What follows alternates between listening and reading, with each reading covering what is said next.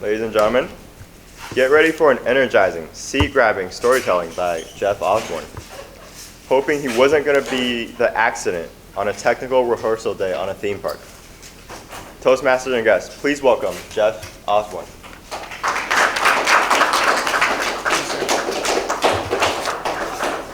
I'm going to try to be the archetype when I perform these. Let's see here. Where's Jordan? Oh God, this is what Jordan does.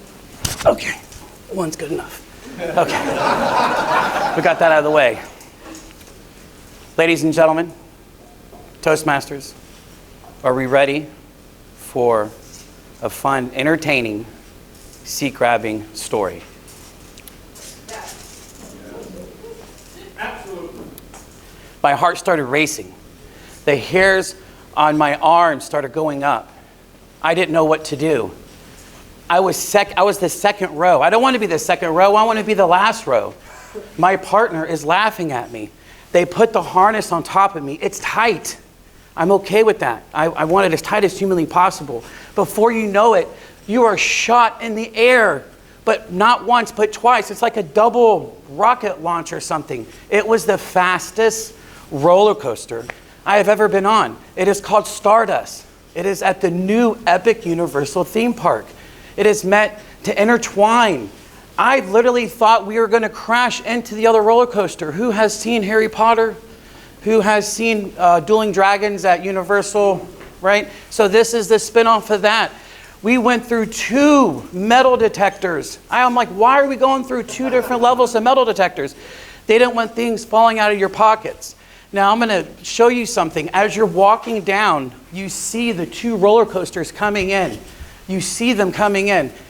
I'm looking, and I'm like, why do those people look like they just survived a shark bite?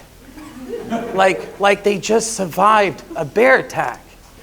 Like they just survived their first speech as an icebreaker. Let me tell you, when I got done riding that roller coaster, I looked the same way. Now this is a technical rehearsal day. In other words, if it breaks, we're going to fix it, right? We got to fix the problems, right? So this roller coaster has like these whoopie-doos. My goal was to keep my eyes open the whole time because she dared me that I couldn't. So I did, I think. And I thought when we hit the first one, I was going to fly into the parking lot. And then we hit another one. So yes, it was really, really something. So Toastmasters, how lucky we are to be in Florida with all these theme parks. How many of us have been to theme parks? How many of us have season passes? Yeah, we won't talk about how much the Mickey Mouse charges us. That's insane, right?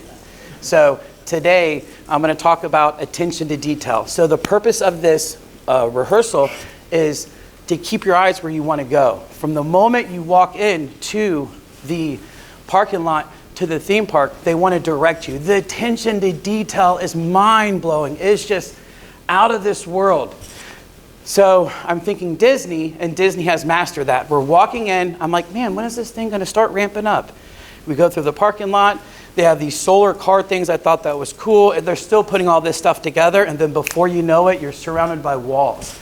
They transport you into another dimension. You look up, you see this massive hotel, these water pond things. I wish I wanted to swim in, but we're not allowed. Just so many things, so many things. I'm gonna focus on 2 attractions that we've seen. Has anybody heard of Dracula and the Monsters movies? So they have a ride. They have re-engineered the way that we do these rides. It is just not about the ride.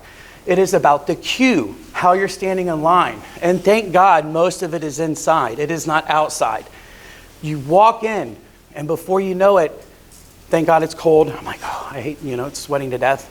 The wood, the lasers, the TVs, the sounds, each room gets more magnifying. There's things jumping at you. You feel like you're on the ride, but you're not even on the ride. You can't wait to get to the next room. And then you finally get to the ride, and you're wanting more of the cool stuff that you just keep staring at. You just can't stop learning more about it. The ride itself was like a joystick. So you go up, you go down. It wasn't as scary as a roller coaster. I wasn't really impressed, so we're going to move along to the second one. The second one was the Harry Potter ride. Now, it wasn't even working. It was shut down. You go through another time portal.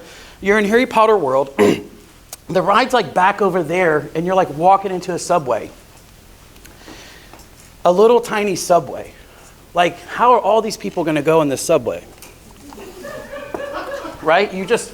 What I didn't realize, they really amped it. So, I want to get this right. Okay?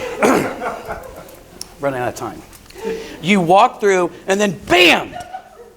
They blew smoke in front of you. My eyes are like burning. I'm like coughing, and then I open them, and I'm in a different world. There's a 70-foot ceiling. It's the Ministry of Magic. They have material I've never even seen before. They have tile that like wraps around in circles.